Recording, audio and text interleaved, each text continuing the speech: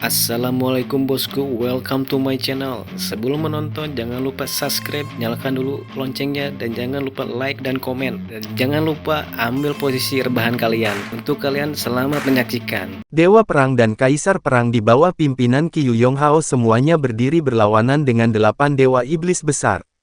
Melihat Long Hao Shen melepaskan sihir peningkatan satu demi satu, mereka tidak bisa membantu tetapi diam-diam merasakan pujian yang tinggi.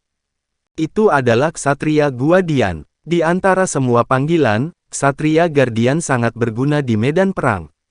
Mereka bisa bertahan, mendukung, menyerang, dan bahkan menyembuhkan. Ksatria Guardian serba bisa yang kuat benar-benar bisa membalikkan keadaan. Qiyu Yonghao dan para pejuang dari kuil pejuang mengambang di langit, menghadap ke situasi dengan jelas. Sejak kedatangan kelompok Long Hao Shen dengan peluncuran hujan cahaya, tekanan pada benteng Tenggara tampaknya berkurang. Serangan iblis sangat ditekan. Bantuan besar dari beberapa orang ini dianalisis paling dalam oleh Qiyu Yonghao, dalam kapasitasnya sebagai kepala kuil pejuang. Ksatria, penyihir, asasin, ksatria, pejuang. Tunggu, Wang Yuan sebenarnya berkoordinasi dengan mereka tanpa suara. Mungkinkah mereka berasal dari pasukan pemburu iblis miliknya? Mencapai titik ini, Qiyu Yonghao tidak bisa menahan perasaan kaget yang dalam. Dalam ingatannya segera bangkit kembali saat seorang anak muda meninggalkan rahasia mendalam niat pedang di dalam kuil pejuang. Tunggu, bagaimana mungkin ksatria armor emas menggunakan sihir peningkatan tanpa henti itu dia? Jadi dia benar-benar berkembang sedemikian rupa dalam 2 tahun terakhir. Mengingat konferensi yang berlangsung kurang dari 2 tahun yang lalu di aliansi kuil, Qiyu Yonghao tidak bisa menahan perasaan kompleks muncul.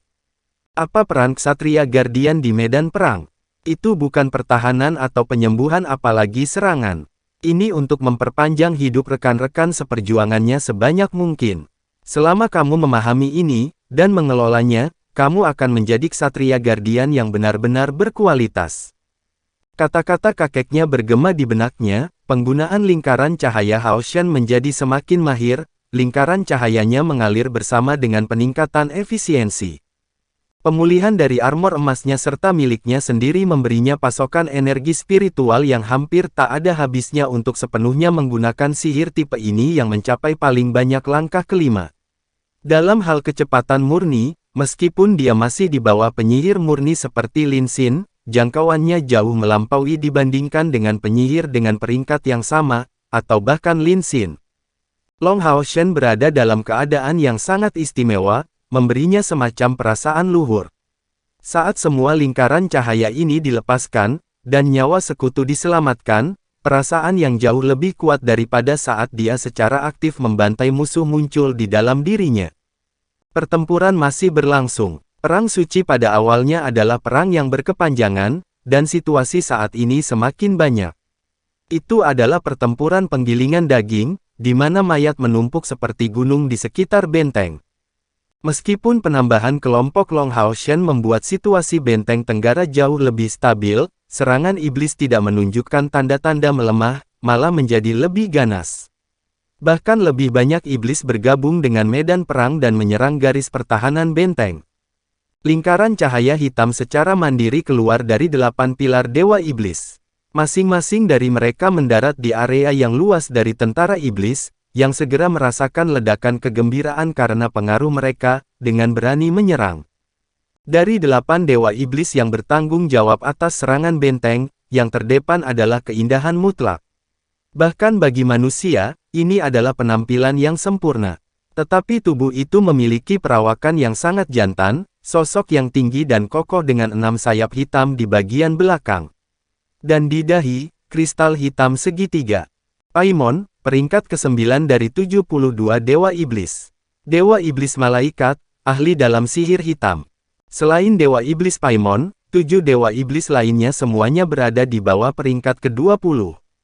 Jadi dia secara alami adalah komandan daerah ini.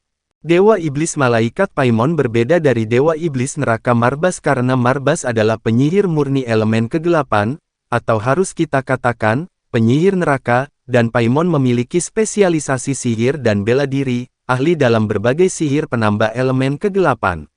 Untuk dapat memegang kursi di antara 10 dewa iblis teratas, kekuatan bertarung individunya tidak banyak di bawah Marbas. Juga, dia adalah teman baik dari dewa iblis bulan Agares, dan memegang status luhur di antara iblis. Sebelum mewarisi posisinya sebagai dewa iblis, Paimon pernah menjadi pengawal kekaisaran kaisar dewa iblis, menerima perhatian dan bimbingan yang baik darinya. Oleh karena itu, dia sangat setia kepada kaisar dewa iblis, dan dengan tegas mematuhi setiap perintahnya. Ketika kaisar dewa iblis memerintahkannya untuk hanya menghabiskan kekuatan kuil pejuang, dia tidak melakukannya lagi. Ketika dia disuruh memperkuat serangan, itulah yang dia lakukan. Sebagai individu tunggal, tanpa klannya sendiri, dia tidak perlu khawatir tentang kerabat atau rasnya. Bertindak menurut kaisar dewa iblis sudah cukup. Dengan demikian, dia diakui oleh kaisar dewa iblis sebagai bawahannya yang paling setia. Tentu saja, status Paimon jauh tidak ada bandingannya dengan Agares atau Vasago. Kedua dewa iblis ini adalah saudara terbaik kaisar dewa iblis. Meski begitu, tidak ada yang bebas dari kekhawatiran seperti dia, selain ketiganya. Bahkan Samigina dan Marbas menanganinya dengan sangat hati-hati. Pengecualian tetap ada, dan itu adalah dewa iblis berserk Ahnan. Meskipun Paimon tidak harus mendengarkan dan mematuhi perintah Ahnan, dia tetap tunduk sepenuhnya kepada Ahnan. Itu karena rasa hormat, karena ketika keduanya membandingkan kekuatan, dia belum pernah menang sekalipun, menderita kerugian besar setiap saat. Tuan Paimon, ksatria yang tiba-tiba itu cukup mengancam. Haruskah kita mengambil tindakan terhadapnya? Di samping Paimon ada dewa iblis lain yang tampak tampan dengan 6 sayap di punggungnya, bertanya dengan suara rendah. Selain dari penampilan feminitas yang pertama, dia sangat mirip dengan dewa iblis malaikat, selain tidak memiliki mata ketiga di dahi. Itu adalah dewa iblis peringkat 49, dewa iblis Crocel. Karena kemiripannya dengan Paimon, keduanya memiliki hubungan yang baik. Dan juga sebagai dewa iblis yang berdiri sendiri, dia bisa dianggap sebagai penerus langsung Paimon. Paimon bilang, kalau begitu pergilah mengintai dia. Iya, Crocel menjawab, dan melihat ke kejauhan ke arah Long Hao Shen. Undulasi dewa iblis yang mengelilinginya diwarnai dengan warna biru tua yang menyeramkan. Segera, menyerang pikiran Long Hao Shen, bergegas lurus ke benteng tenggara. Long Hao Shen tiba-tiba merasa pusing, seolah-olah pasukan khusus sedang mencoba untuk memutuskan pikirannya. Dalam alarm rahasia, dia segera menghentikan serangkaian sihirnya, dan memusatkan semua perhatiannya, mengumpulkan kekuatan mentalnya untuk mengintai perubahan mendadak ini. Dalam indera Long Hao Shen, kekuatan yang membuatnya pusing itu terbentuk dari gelombang psikis yang kuat, tetapi tidak terlihat seperti serangan dari sihir psikis.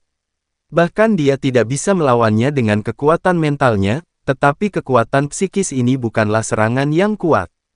Tetapi pada akhirnya masalahnya adalah dia tidak dapat menentukan apa yang bisa terjadi. Dia hanya bisa samar-samar merasakan bahwa itu berasal dari iblis.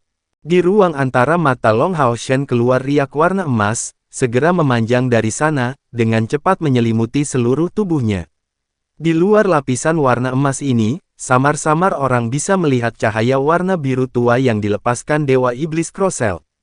Dalam sekejap mata, warna-warna ini hancur, dan semuanya kembali normal. Hah! Dewa Iblis Crocel mengungkapkan ekspresi heran, sungguh kekuatan mental yang kuat.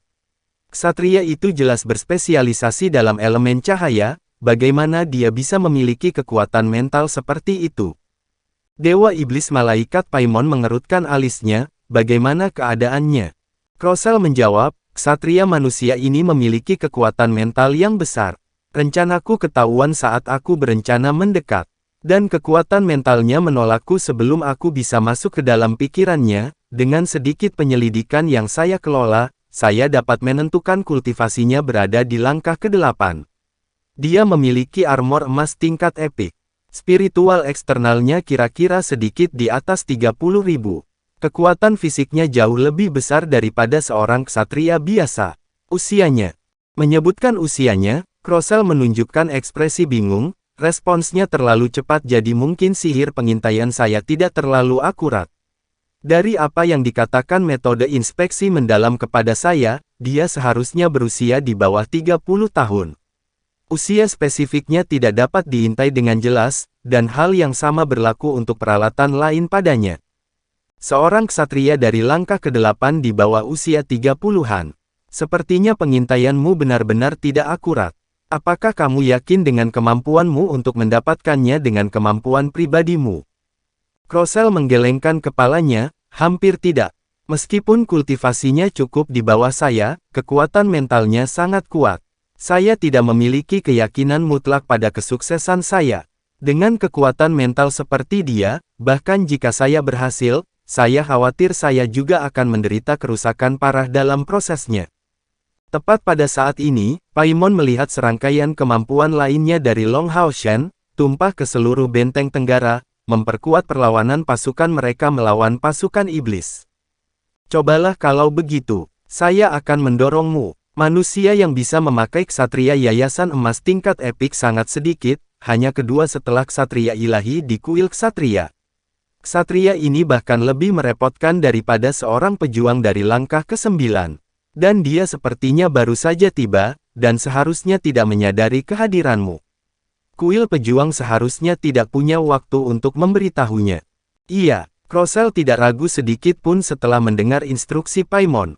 Mendapatkan penghargaan dari Dewa Iblis ke-9 adalah motif terbesar untuk kepatuhannya. Memanggilnya tentara bayaran Paimon tidak berlebihan. Menutup kedua mata, Crocell mulai sebuah nyanyian. Suaranya menjadi sangat tenang, dan pilar Dewa Iblis di punggungnya bersinar dengan warna biru tua penuh selama nyanyiannya. Saat dia mulai melantunkan sihir, sosok Paimon melintas, dan Crocell berdiri untuk menghalangi garis pandang manusia. Pada saat yang sama dia mengangkat tangannya, dan membentangkan lapisan kabut hitam gerimis. Kedelapan pilar Dewa Iblis di punggungnya disembunyikan oleh tindakan ini. Jumlah esensi gelap yang menghancurkan bumi berkumpul, dan di tengah-tengah nyanyian merdu, seorang malaikat bersayap hitam kemudian mengepakkan sayapnya dengan lembut, membubung di sekitar kabut hitam, dan terus-menerus menembakkan beberapa sinar hitam ke pasukan iblis di bawah. Ini adalah domain malaikat jatuh Paimon. Semua iblis dari langkah ke-7 atau di bawah yang diterangi oleh domain ini akan langsung mendapatkan kekuatan untuk waktu 5 menit. Efek peningkatan dari domain ini pasti bisa berada di peringkat 3 teratas di antara semua domain iblis. Sementara itu, sambil tersembunyi oleh kabut hitam, Paimon juga mulai melantunkan sihir dengan suara rendah. Sinar keemasan gelap menggelegak dari matanya untuk berubah menjadi spiral berwarna emas gelap yang menutupi Crocell di punggungnya. Setelah mendapatkan dorongan kekuatan dari Paimon, Dewa Iblis Crocell memulai pengintaian serangan pikiran lagi pada ksatria emas. Seorang ksatria yayasan emas mungkin telah menarik perhatian Dewa Iblis Paimon, tetapi umumnya, itu tidak akan membuatnya meminta Crocell mengambil tindakan berbahaya seperti itu. Dia tidak tahu mengapa, tetapi setelah mendengarkan deskripsi Crocell, dia segera membuat pilihan ini tanpa ragu-ragu. Jauh di dalam dirinya, dia memiliki perasaan samar bahwa sesuatu dengan ksatria yayasan emas ini ada yang salah. Paimon membuat pilihan yang tegas, tapi terlepas dari apakah perasaannya benar, membunuh ksatria yayasan emas dari kuil ksatria bukanlah kesalahan. Dari serangan pikiran sebelumnya, kewaspadaan Long Hao Shen meningkat cukup tinggi. Namun, gelombang psikis itu berumur pendek dan tidak menimbulkan kerusakan sedikit pun padanya. Jadi dia tidak menjadi terlalu berhati-hati. Dengan kultivasi Long Hao Shen saat ini, dia sangat percaya bahwa mengingat jarak 8 Dewa Iblis saat ini, bahkan jika musuh tiba-tiba meluncurkan serangan tiba-tiba dari kelas sihir terlarang, itu tidak akan melibatkannya dalam situasi seperti yang ada di benteng pengusir naga, benteng pengusir iblis atau pertempuran benteng tombal. Kecuali salah satu dari 3 Dewa Iblis teratas keluar dari sini. Kepala kuil pejuang Qiu Yonghao terus mengawasi Long Hao Shen sepanjang waktu. Saat dia berhenti menggunakan lingkaran cahaya, dan mengubah pendiriannya menjadi pertahanan, dia tidak bisa menahan diri untuk tidak menatap kosong. Lingkaran cahaya Long Hao Shen sebelumnya merantai dengan sangat alami dan tanpa membuang energi spiritual, sehingga pemberhentian mendadak ini jelas sangat tidak wajar. Apa yang terjadi? Qiu Yonghao segera memiliki beberapa keraguan, dan dari posisinya, jelas tidak mungkin untuk melihat jejak serangan cahaya hitam kebiruan yang ditolak oleh Hao Shen. Segera kemudian, Qiu Yonghao melihat letusan kabut hitam menghadapi pasukan iblis. Aktivasi Dewa Iblis Malaikat Paimon dari domain Malaikat Jatuh langsung memunculkan firasat tidak menyenangkan di benak Qiu Yonghao, merasakan bahwa sesuatu akan terjadi. Apa iblis berencana? Pikirannya, Qiu Yonghao tiba-tiba bergetar, memikirkan satu individu terlemah namun paling berbahaya di antara mereka. Ksatria emas, hati-hati, tangkap seseorang di sampingmu. Teriakan keras Qiu Yonghao segera melayang di langit. Dengan tingkat kultivasinya, menyebarkan suaranya ke jangkauan Long Hao Shen secara alami bukanlah masalah. Sementara itu, Qiu Yonghao memimpin kelompok langsung keluar benteng. Ksatria emas, yang tanpa diragukan lagi ditakdirkan untuk menjadi Long Hao Shen. Saat sepenuhnya menggunakan lingkaran cahaya, dia secara alami mengenali suara Qiu Yonghao, namun kata-kata ini membingungkannya, menangkap seseorang. Apa maksudnya? Dalam sekejap keraguan itu, Long Hao Shen tiba-tiba merasakan tekanan yang tak terlukiskan tiba-tiba mendarat ke dirinya. Kemudian gelombang kepanikan tiba-tiba mencapai pikirannya, karena dia merasakan ancaman yang sangat tidak terduga. Tetapi Hao Shen memiliki keinginan kuat untuk mengendalikan, terutama atas diri mereka sendiri. Mereka terbiasa mengendalikan segala sesuatu dalam lingkup kemampuan mereka. Dan jika sesuatu menjadi di luar kendali mereka, mereka akan segera memiliki perasaan panik, yang merupakan keadaan Long Hao Shen saat ini. Sinar biru tua cemerlang lurus sempurna berjalan melalui kabut hitam pekat, mengarah tepat ke Long Hao Shen dan menuju benteng tenggara. Saat itu, Long Hao Shen merasakan tubuhnya tiba-tiba menjadi kaku, karena kekuatan psikis yang mencekik langsung menangkapnya. Tepat pada saat ini, tangannya terangkat, ingin meraih Han Yu di dekatnya. Berbicara tentang sesuatu yang aneh, sinar biru tua itu tidak menimbulkan kerusakan pada orang lain. Bahkan ketika melewati tubuh Han Yu, dia tidak memiliki kesadaran sedikit pun tentang itu. Itu hanya berpengaruh pada Long Hao Shen. Cayer, Wang Yuan, Han Yu dan Zhang Fangfang segera menyadari bahwa ada sesuatu yang salah. Bergegas ke tempat serangan itu ditargetkan, mereka menemukan, dengan keterkejutan yang luar biasa, tampaknya murni terdiri dari cahaya, tidak mengandung sedikit pun fluktuasi energi spiritual, dan semua serangan mereka mendarat di udara. Tubuh Long Hao Shen tetap dalam posisi buntu, karena sosoknya jelas mulai melemah. Benar, Long Hao Shen terlalu lambat untuk bereaksi. Jika dia segera mendengarkan panggilan Qiu Yonghao dan meraih Han Yu, dia bisa berhasil tepat waktu, tetapi sayangnya, karena merenung, dia kehilangan kesempatan itu dan terkena serangan pikiran. Namun, sebagai orang pilihan dewa, bagaimana dia bisa pasrah tanpa daya sampai mati? Meskipun dia tidak tahu apa yang akan dibawa oleh sinar biru tua ini dan merasakan bahaya besar darinya, dia bisa, dengan berhasil memadamkannya, akhirnya lolos dari kematian secara mengejutkan. Long Hao Shen segera berusaha menggunakan kemampuan yang dimilikinya pada situasi bahaya besar ini. Pertama, dia memikirkan perisai siput ilahi, tetapi menemukan dengan kaget bahwa hanya kekuatan mentalnya yang dapat digunakan. Semua energi spiritualnya sudah disegel oleh sinar biru tua, dan tidak dapat mengumpulkan gerakan sedikit pun. Setelah kehilangan cadangan energi spiritualnya, tidak peduli kekuatan peralatan padanya, dia tidak dapat menunjukkan kekuatan mereka yang sebenarnya. Kekuatan mental. Sinar cahaya hijau tua itu akan segera berhasil. Dan wajah galak Dewa Iblis Crossel muncul di hadapan Hao Shen. Oh, itu benar. Tidak ada energi spiritual yang tidak berarti dia tidak dapat mengaktifkan peralatannya. Tidak semua peralatannya membutuhkan energi spiritual untuk digunakan. Cahaya keemasan tiba-tiba muncul di dadanya. Jika dia melihat dengan cermat dan dari jarak dekat, dia akan menemukan bahwa pancaran ini berbentuk tengkorak kecil. Di ambang kematian, Long Hao Shen ingin mengaktifkan melodi abadi, alat pengangkut yang telah menyelamatkan hidup mereka berkali-kali. Tidak peduli seberapa kuat kemampuan musuh, selama dia berhasil mencapai menara keabadian, apa yang bisa mereka lakukan? Melodi abadi hanya membutuhkan kekuatan mental untuk digunakan, dan tidak membutuhkan pasokan energi spiritual. Melalui melodi abadi yang mengikatnya ke Long Hao Shen, menara keabadian telah menyerap kekuatan jiwa eksternal. Terutama setelah penambahan Long Hao Shen ke Perang Suci, itu menjadi lebih rakus, dan secara bertahap terasa seperti monster yang secara bertahap menjauh dari pandangan Long Hao Shen. Dewa Iblis Kematian Samigina sudah menjadi persembahan terbesar untuk menara keabadian. Jika bukan karena keputusannya yang cepat, dia bisa saja langsung ditelan oleh menara. Asimilasi domain kematian saat itu memberi manfaat besar bagi menara keabadian. Tentu saja, Long Hao Shen juga tidak pernah berusaha untuk melakukan kontrol atas menara keabadian. Hanya saja, kebutuhan teleportasi membuatnya menggunakannya. Jika semuanya seperti yang dia duga, menara keabadian seharusnya sudah menjadi alat ilahi yang cerdas. Jadi bahkan mungkin tidak berada di bawah kendali Elux. Ini membuatnya semakin sulit bagi Long Hao Shen untuk melepaskan diri darinya.